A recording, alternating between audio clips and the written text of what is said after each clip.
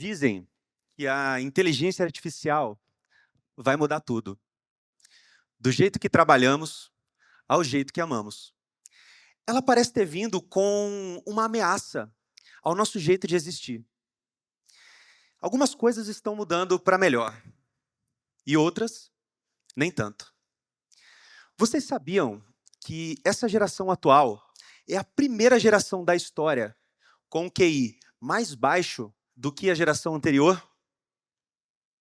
Existe um fenômeno que foi observado ao longo de décadas, ao longo de gerações, que mostrava que a geração seguinte, na média, sempre teria um QI acima da geração anterior. Porém, a gente está vivendo agora uma reversão desse efeito. Pesquisas mostram que as gerações nascidas após o ano 2000 já apresentam essa redução de QI em relação à geração anterior. Nos Estados Unidos, a Northwestern University fez uma pesquisa que foi conduzida com mais de 400 mil jovens. E nessa pesquisa foi observado uma queda em raciocínio, linguagem e compreensão. Diferenças nítidas na maneira com que essas pessoas compreendem ou comunicam a realidade. E o mesmo fenômeno foi observado na Noruega, em outra pesquisa conduzida com mais de 700 mil jovens. Esses fatores estão diminuindo a nossa concentração, a nossa memória e até a criatividade. E os cientistas apontam as causas, as principais delas. A primeira é o baixo nível da educação. As pessoas estão consumindo menos livros e conteúdos que educam de verdade. As pessoas também estão consumindo mais alimentos industrializados, com uma condição nutricional inferior à alimentação natural. E o principal fator, o tempo de exposição às telas.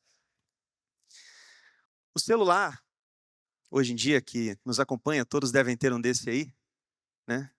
Virou a chupeta do adulto. Ficou ansioso? Celular. Ficou triste? Celular. Ficou entediado? Celular. E o resultado? A nossa memória está comprometida. Os nossos sistemas neuroquímicos estão desequilibrados. Nós estamos perdendo a criatividade. Nós estamos perdendo a quietude. E nós não conseguimos sustentar sequer o silêncio. Um autor célebre que eu gosto muito, C.S. Lewis, ele diz que aonde não há atenção, não há memória. E onde não há memória, não há identidade. E essa é a armadilha da distração, que se disfarça de normalidade. E não foi a tecnologia que nos roubou essa quietude, esses momentos de livre pensar. Fomos nós que trocamos voluntariamente pelo prazer da dopamina barata.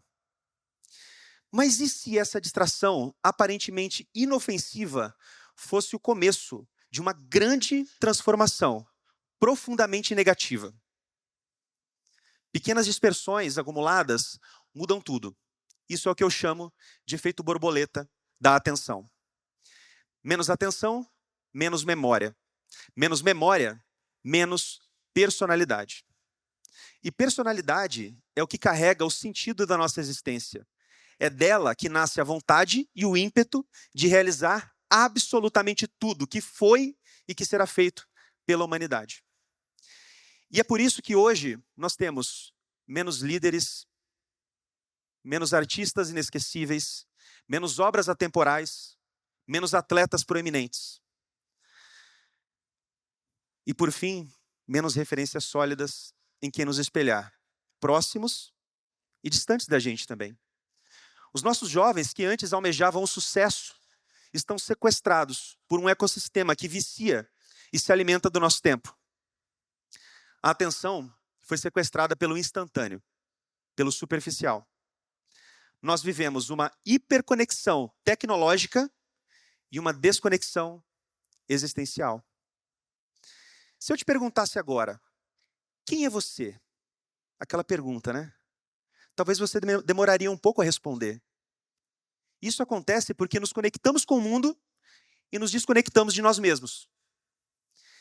Edward Wilson, que é um autor norte-americano, ele diz que Hoje em dia nós vivemos em uma sociedade que valoriza a informação acima da sabedoria.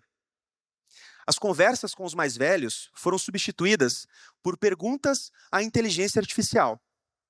Aqueles conselhos que guiaram gerações após gerações estão se perdendo no tempo. Mais acesso, menos profundidade. Mais estímulo, menos sentido.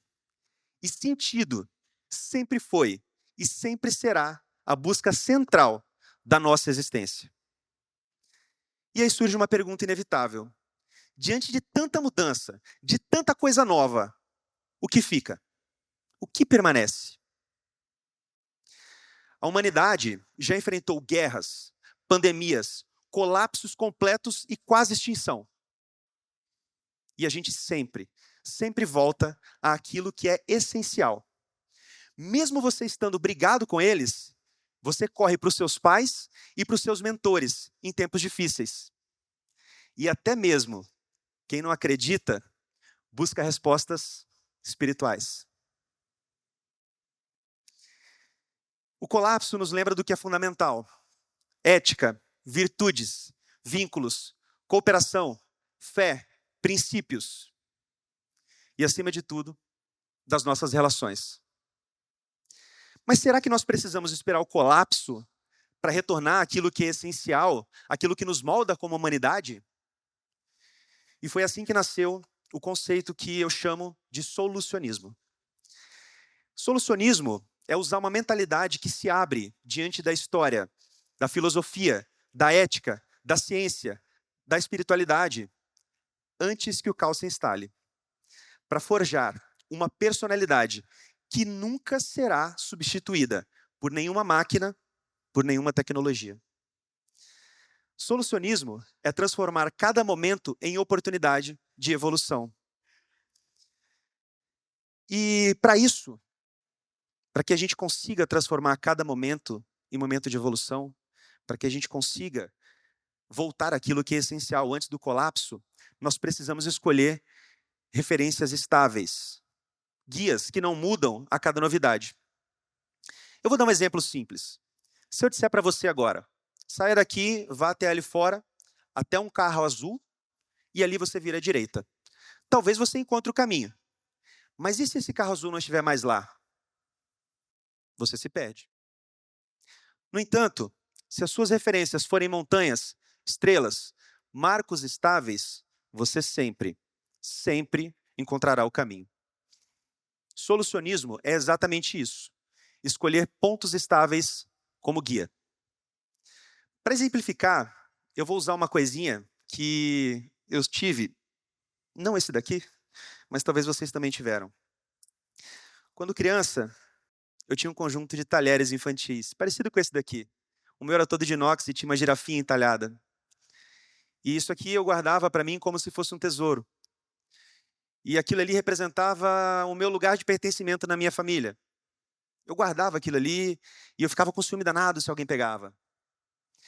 E numa época, quando eu já era mais jovem ali, na casa dos 16, 17 anos, eu sou filho de italianos, então eu já tinha a estatura que eu tenho, esse tamanho aqui, e eu morava na fazenda e trabalhava com meu pai.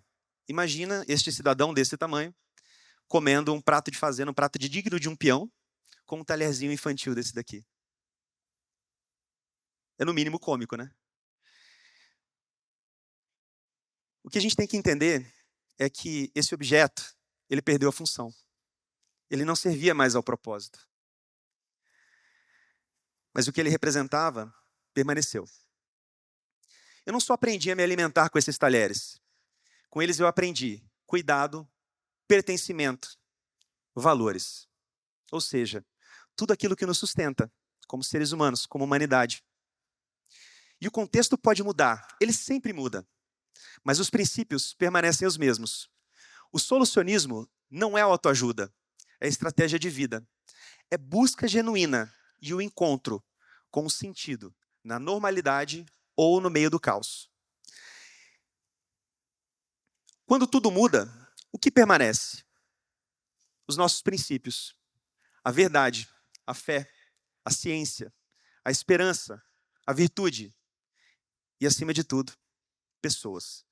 Porque valores são importantes, mas pessoas estão acima de valores. E qual o sentido de tudo isso? De tanta mudança, de tanta conexão, velocidade? Eu acredito que nós precisamos voltar àquilo que é basal, aquilo que nos mostra o princípio do nosso caminho. No fim das contas, todas essas mudanças estão sendo feitas porque nós precisamos que elas aconteçam. A tecnologia sempre foi e sempre será feita para os humanos, e não o contrário. Talvez o cuidado que nós devemos ter é não deixar que a tecnologia se torne a nossa chupeta, que nos sequestra da realidade. Nós devemos transformá-la na ferramenta que forja um futuro melhor para nós humanos. O mundo pode seguir no automático, mas o seu pensamento pode ser deliberado, alinhado à verdade. E o que talvez isso signifique para você é que você pode ser o líder, o político, o comunicador que essa nova sociedade tanto precisa. Você pode ser o artista, o atleta, você pode ser fonte. E nem que seja como exemplo de postura para as pessoas mais próximas. E encontrar nisso sentido. Porque as coisas vão continuar mudando, mas o essencial sempre permanece. A verdade, ela é como um leão. Ela não precisa ser defendida. Solte-a e ela se defenderá sozinha. Talvez você esteja buscando algo em que acreditar, e eu quero te ajudar nisso. A mesma humanidade que gera um Adolf Hitler, gera um Luther King. A mesma humanidade que gera um Osama Bin Laden, gera uma Joana d'Arc. Um Aristóteles, um Churchill, Musks, Einsteins, Senas. Eu sei que às vezes o mal parece estar vencendo. Ele aparece muito mais do que o bem, muitas vezes. Só que a verdade é que uma única árvore caindo faz mais barulho do que a floresta inteira crescendo. Somos bons. Somos muitos. E tudo pode mudar, mas continuaremos precisando de pessoas. Das pacíficas, das inquietas, inovadoras, diplomatas, comunicadores, empreendedores, competitivos, visionários, que não aceitam a realidade como ela é, quando ela pode ser melhor. E sempre precisaremos e continuaremos por toda a eternidade precisando do mais importante, uns dos outros.